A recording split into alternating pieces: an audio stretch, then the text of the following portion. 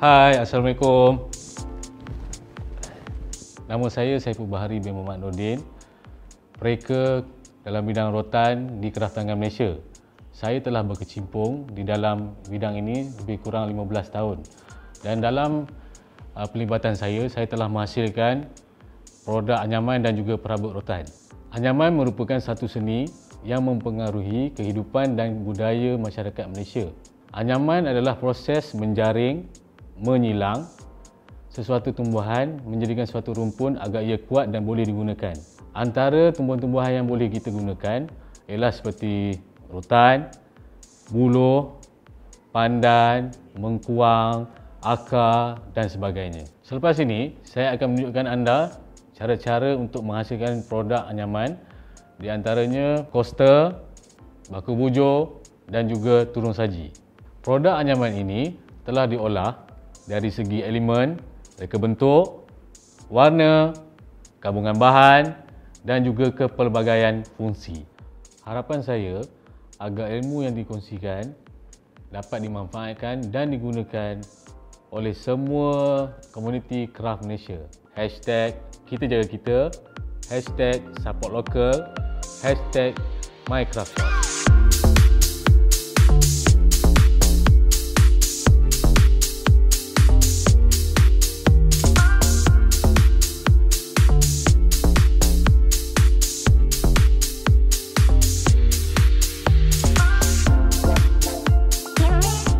Hai semua, hari ini saya akan mengajar cara-cara untuk menghasilkan produk yang berasaskan rotan.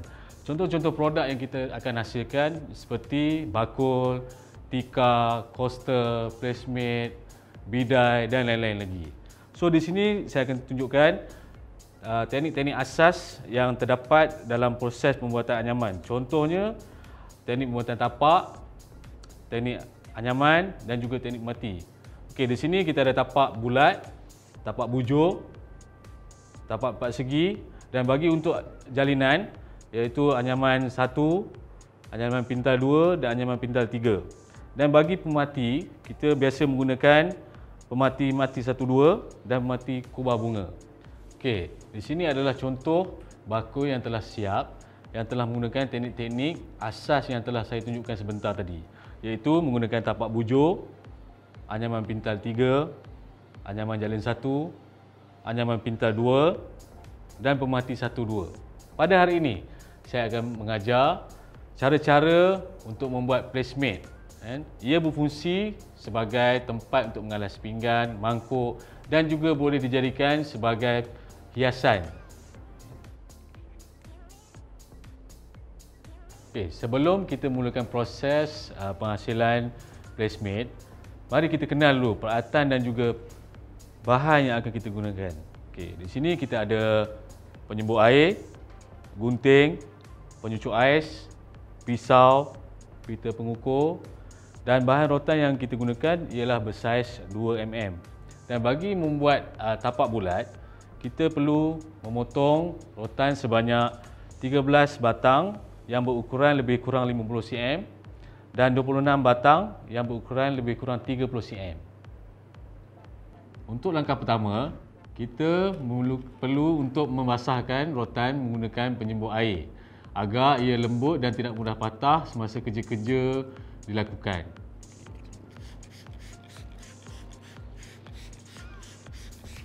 Seterusnya, untuk menghasilkan tapak bulat, anda perlu membahagikan tiang rotan kepada 7 dan 6 batang dan diletakkan secara menyilang.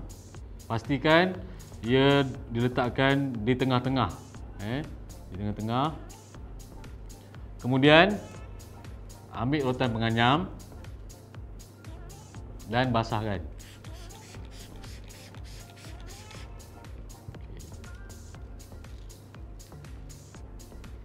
Letakkan rotan dan lilitkan mengikut arah jam sebanyak 2 kali. Pastikan semasa kita membuat anyaman, rotan rapat agar ia tidak terbuka. Nampak Jadi atas bawah 2 di bahagian atas, 2 di bahagian bawah. Okey. Langkah seterusnya,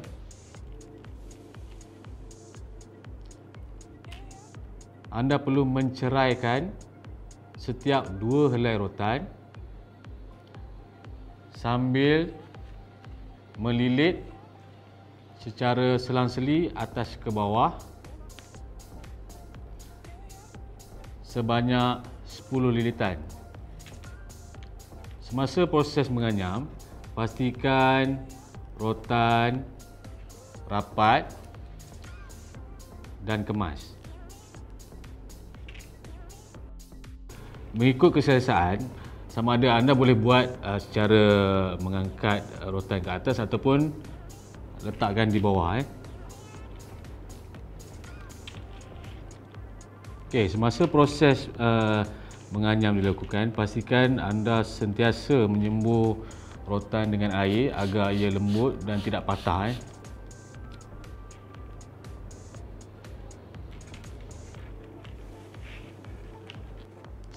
Dan semasa proses menganyam, anda perlu menekan tapak agar ia tidak agar ia rata.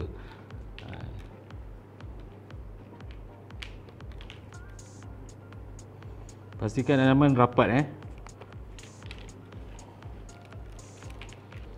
Okey.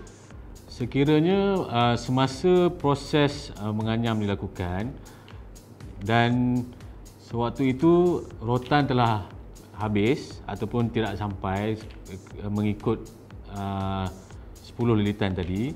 Okey, di sini saya akan tunjukkan cara untuk menyambungkan. So seperti biasa, kita ambil rotan penganyam yang baru dan kita akan sembuhkan dengan air.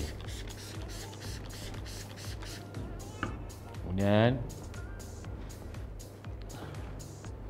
ambil di bahagian hujung. Okey, tengok dia mati di sini. Jadi kita cuma perlu tambah saja di hadapan dia. Hadapan rotan yang hujung tadi yang dah mati tadi kan. Okey, lepas tu kita teruskan dengan melilit sehingga mencapai 10 lilitan. Okey, bila kita cantum dia akan nampak macam renggang macam ni. So jangan risau sebab apabila kita pusing dia akan bertindih, dia akan menjadi rapatlah.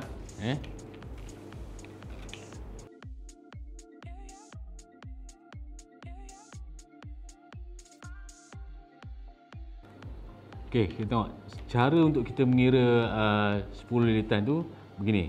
Okey, kira daripada bawah ni. Okey, 1 2 3 4 5 6 7 8. So baru 8 So kita ada 2 pusingan lagi.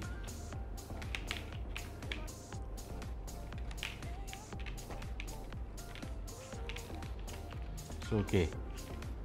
So kita dah siap 10 lilitan tadi. Okey, seterusnya selepas ini kita akan tunjukkan cara untuk menambahkan anak tiang. Kenapa kita perlu tambahkan anak tiang? Kerana bila kita tengok dah sampai 10 lilitan, tiang ni jaraknya agak terlalu besar. Okey, bila dia besar, kita still boleh menganyam. Cuma dia punya strength ataupun kekuatan tu dia akan jadi tidak tegang ataupun kendur. Sebab tu kita perlu menambahkan anak tiang tu. Untuk proses penambahan anak tiang, kita memerlukan 26 batang rotan yang berukuran 30 cm. Kemudian kita perlu memotong secara menyerong setiap batang rotan ni. Okey, contoh macam ni. Kenapa kita potong serong ni? Okey, kerana untuk memudahkan kita menyusupkan ke bahagian sebelah kanan dan juga kiri tiang yang sedia ada. Okey.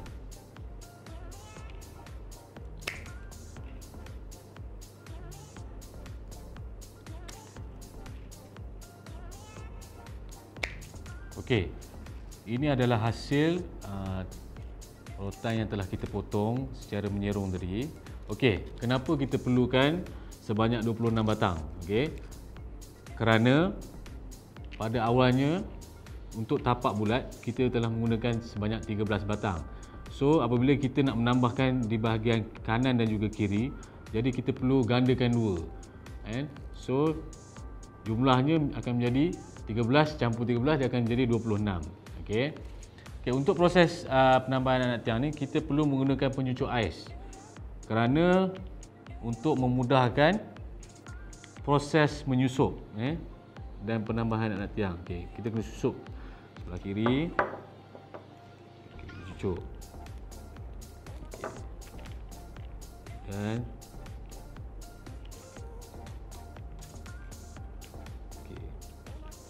ulang proses yang sama bagi setiap tiang tapak bulat sedia ada ni.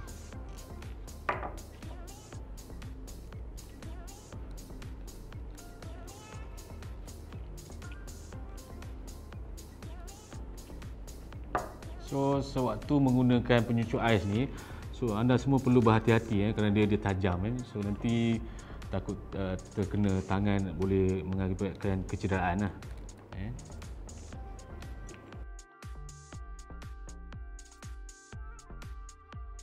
Okey, sekarang kita dah selesai menambah anak tiang.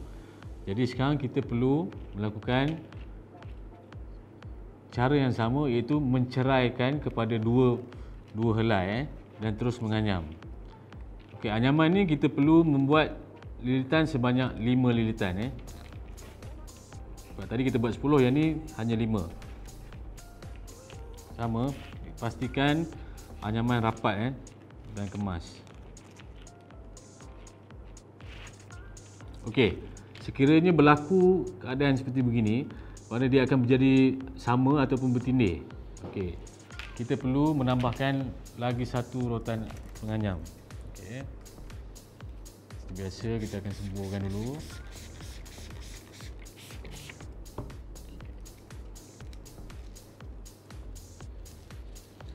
Seperti biasa macam selang-seli atas bawah, cuma beza dia menggunakan 2 helai rotan Okey.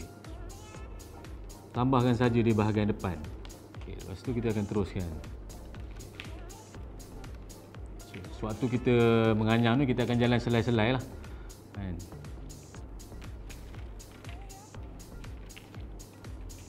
So seperti biasa sama, pastikan tiang tu lurus dan keadaan anyaman tu rapat.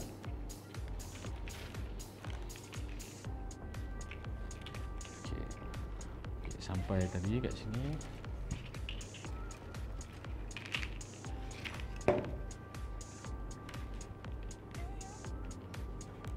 Kita sambung dengan rotan yang kedua tadi.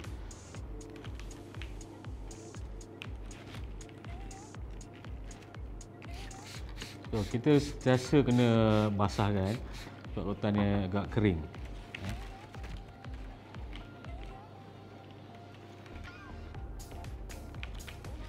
So, okey, sekarang ni lilitan kita pun dah mencapai 5 lilitan. Selepas ni kita akan memotong bahagian hujung rotan ni, kedua-dua rotan anyam ni. Okey. Kita gunakan gunting Okey. Potong tengok di bahagian bawah. Kenapa dekat bahagian bawah? Supaya dia tidak tertanggal ataupun tercabut lah.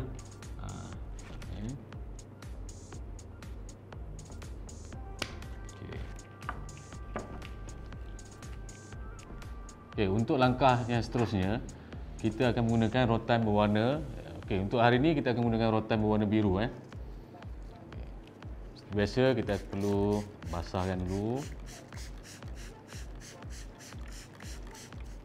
Basahkan tapak kita ni. Okey, saya akan tunjukkan cara untuk kita sambungkan rotan warna pada tapak. Okey, cara untuk kita sambungkan hanya perlu kita letak di bahagian depan depan rotan hujung yang telah kita potong tadi. Okay. Dan kita akan teruskan menjalin menggunakan anyaman yang sama, iaitu anyaman jalin 1 sebanyak 8 lilitan.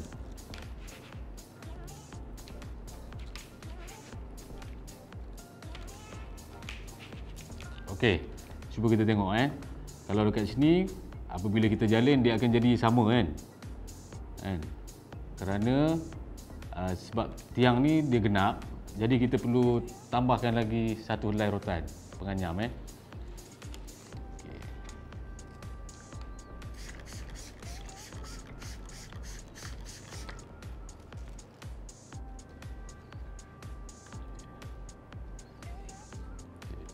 Anda perlu letak di bahagian hadapan juga dan mulakan melilit. So yang asal tadi kita tinggalkan dululah. Maknanya kita jalin satu pusingan sampai di belakang ni, baru kita sambung yang ni. Dan berterusanlah sampai mencapai 8 lilitan.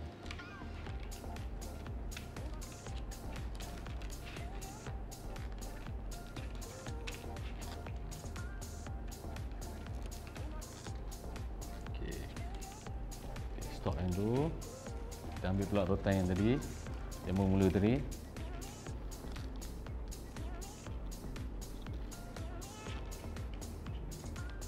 Pastikan anyaman kemas.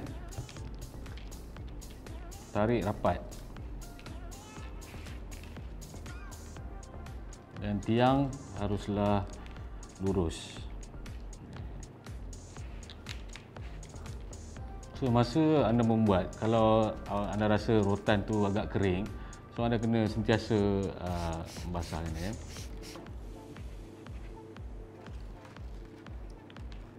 Okey, sekarang kita telah selesaikan sebanyak 8 lilitan. Okey, macam tadi kita kira 1, 2, 3, 4, 5, 6, 7, 8. Dan langkah seterusnya kita membuat anyaman pintal 2 sebagai pemati tapak. Untuk pintal 2 ni kita menggunakan 2 rotan dan kita hanya perlu memintal. Tengok rotan yang pertama, rotan di bahagian atas dan ini rotan di bahagian bawah. So kita ambil rotan di bahagian atas, masukkan ke bahagian bawah, yang tarik dan kita biarkan. Kita ambil rotan yang bawah tadi, selitkan. Okay. So kita kena ulang kan sampai satu pusingan.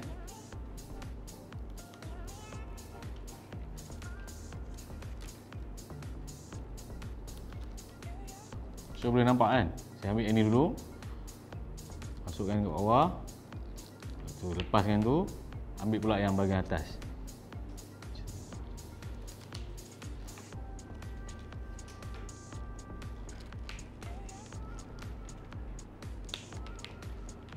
Okey, sekiranya nampak rotan ni tak cukup, so kita potong.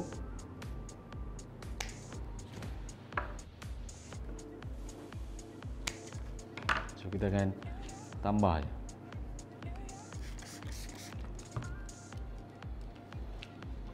Tambah yang di depan ni, kita sambung.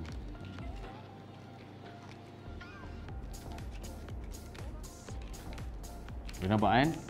So kita ada, daripada awal tadi kita dapat proses anyaman jalin satu, pecah tiang, lepas tu anyaman jalin satu balik, lepas tu masukkan rotan berwarna, jalin satu, dan untuk pemati ni, satu pusingan kita gunakan anyaman pintal 2. Okey, apabila kita dah sampai 8 lilitan tadi, kita perlu memotong lebihan rotan ni. So pastikan potong di bahagian bawah tiang.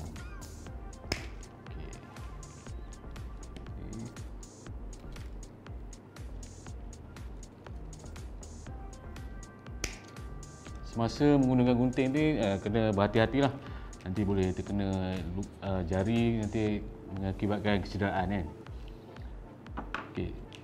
Okey, langkah yang terakhir adalah proses untuk kita buat pemati anyaman. So pemati anyaman yang kita akan gunakan adalah pemati kubah bunga. Okey, sebelum tu anda perlu membasahkan setiap tiang ni agar dia lembut, supaya memudahkan proses kerja kita membentuklah. Dan pastikan keadaan rotan ni lurus. Okay, langkah yang pertama, kita perlu membentukkan separuh bulat, dan kita akan selitkan di bahagian rotan yang ketiga. Semasa yang ni rotan yang pertama, kedua dan yang ketiga. Cara untuk kita susup sama macam kita tambah nak tiang tadi. Kita perlu memotong setiap hujung rotan ni secara menyerong. Kemudian kita menggunakan penyucuk ais.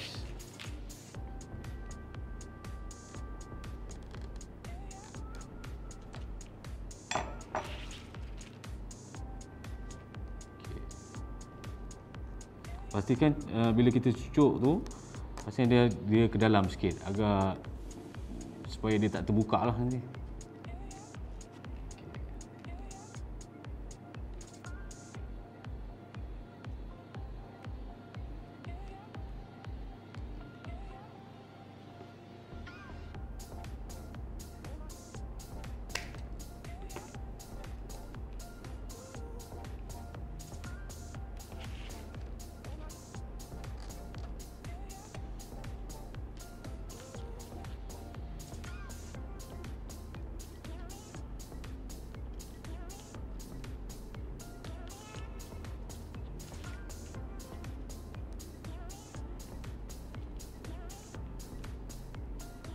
Nampaknya kerja-kerja pemerhati kita sudah hampir nak siap. So pastikan kita sembuhkan dengan air, so bagi dia lembut.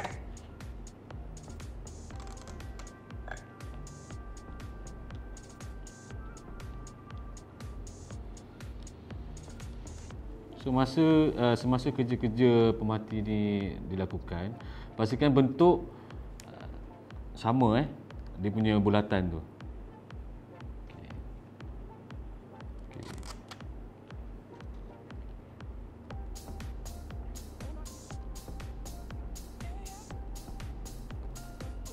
So ini adalah yang terakhir.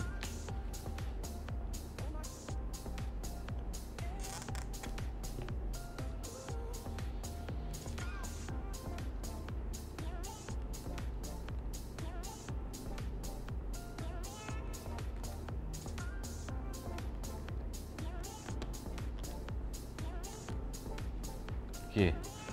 Dah siap kita punya pemerhati kubah bunga. Okey, inilah hasil placemate yang telah kita hasilkan.